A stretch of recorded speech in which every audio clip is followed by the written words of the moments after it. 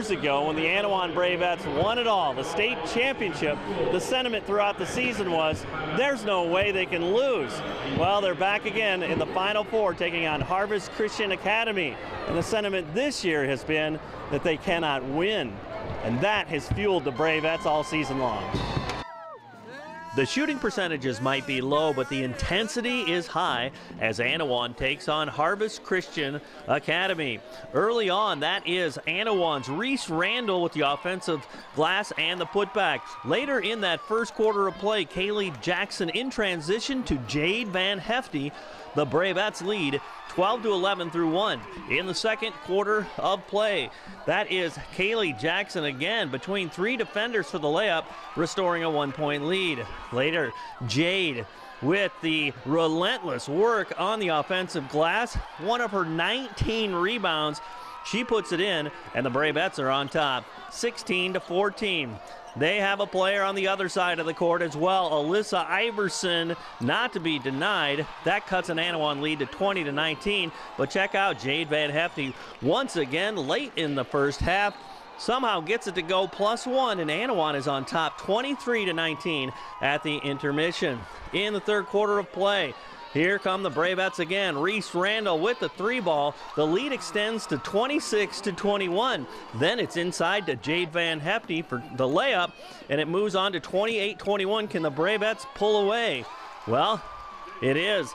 Harvest coming right back. Iverson on the scoot, the layup, and she's fouled. She had 15 points, cutting it to 4 there. And then it is. Causing the turnover again are the Lions, and Iverson again puts it in. It's 30-26. Then late in the third quarter, Harvest, Izzy Garcia, the huge three ball. It's just 32-31 Annawan heading into the final quarter. And Garcia opens the fourth quarter straight on with a three ball, and her team is on top, 34-32. And talk about clutch shooting. Enter Jordan Searens of Annawan. She connects on the three ball. Annawan is on top, 35-34. Can they hold the lead? Well, they turn on to their amazing all-stater, Jade Van Hefty. She goes wall-to-wall for the layup, and then the deep ball to Jade once again, another layup, and just like that, they are back on top, 39-34. Then pounding it inside to Jade Van Hefty as they remain on top. This time it's 44-40 after that bucket, and then somehow Van Hefty escapes a mess. She heads up the other way over to Jordan Searens for the layup. With 1 minute to go, it's 46-42, and Van Hefty and the Bravettes hit their free throws as Jade Van Hefty puts in 29 points in a 51-42 semifinal win for Annawan as they move on to the state championship game with a 27-8 record, where they will take on Mendon Unity. It was a crazy game. You know, they let both teams get physical, and you know, there was high intensity pressure defensively from both teams. So you know, it was pretty intense, and our girls were able to hold it together. They definitely expended a lot of energy, and you know, they held it together in the end and took care of the ball good enough. That was one of our main keys, to get themselves some easy shots at the basket. You don't need style points down here. I mean, that's the beauty of how you were set up in the fourth quarter. You went to your score. Jordan hit a great shot too, so you positioned yourself beautifully. Yeah, Jordan had some open shots in the beginning of the game, and you know, she didn't knock him down. So she was the first I told at halftime. I go, you keep shooting, because I know what a great shooter she's been, and the big shots she's hit for us this year. So you know, once again, she came up with a big one. We went down 2, and she took it right back, I think, on the next trip. So you know, I'm glad she had that confidence and kept shooting and was able to knock down that big one. This team and the most recent team that won the state championship are so contrasting. You know, I think everybody thought there's no way you could lose, you know, back then and now. How's he doing it? How's this team pulling it off? Just through a lot of grit. I mean, they want it. People talk about you got to want it bad. Well, this team wants it bad, and I believe in that. And you know, they believe in that. And it doesn't matter what the game looks like. They have that feeling now. If they're going to refuse to lose, they're going to come out ahead. And you have to have that feeling no matter what. And you know, they have that. They'll fight together. They'll do whatever it takes. They'll dive for, especially once you see that clock winding down and it's tight, they'll dive for a basketball. You know, they won't even think about their safety, but they're all over the place.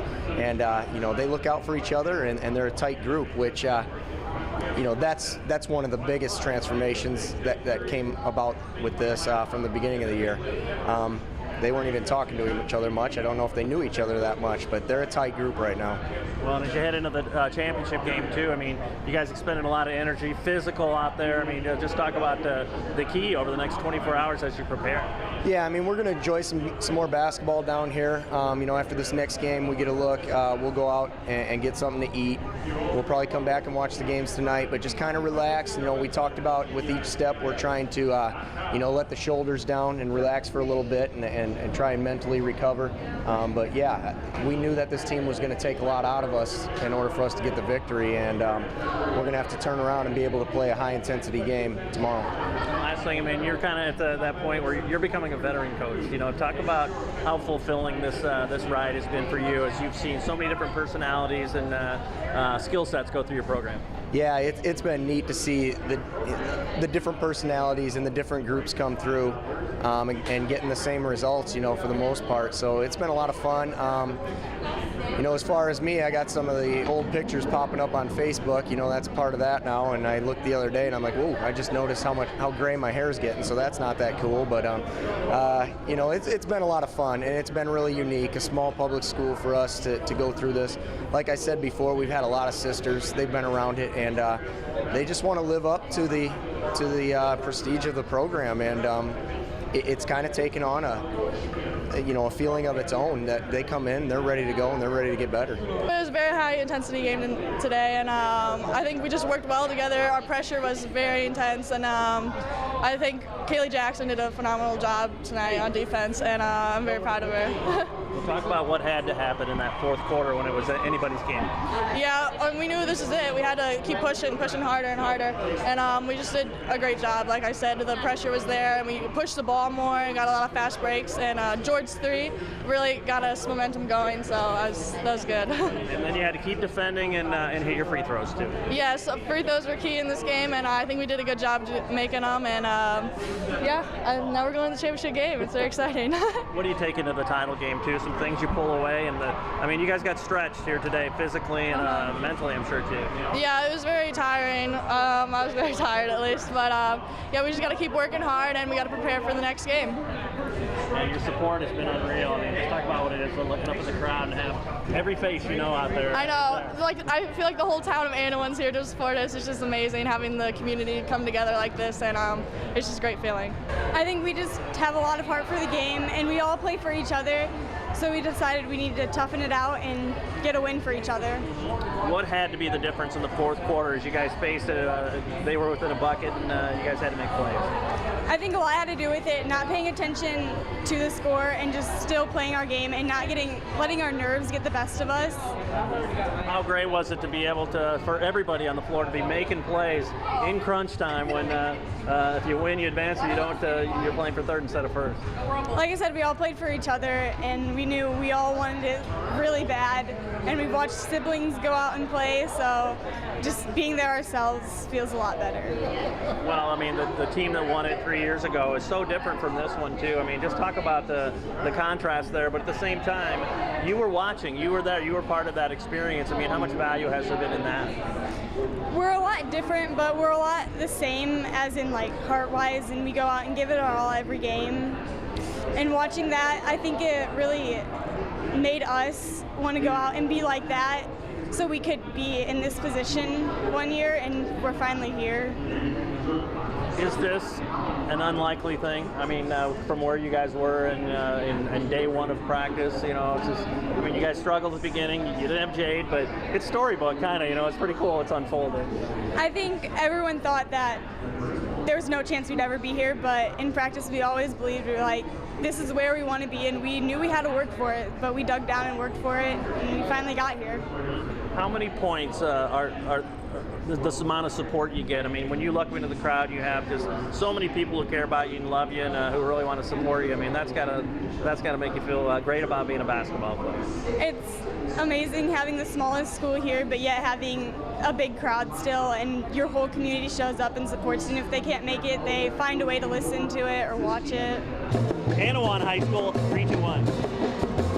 Annawan High School has a tremendous Fellowship of Christian Athletes huddle. Are you ready to start FCA at your college, high school, or middle school? To find out how, you can contact me or check out our website at illowafca.org.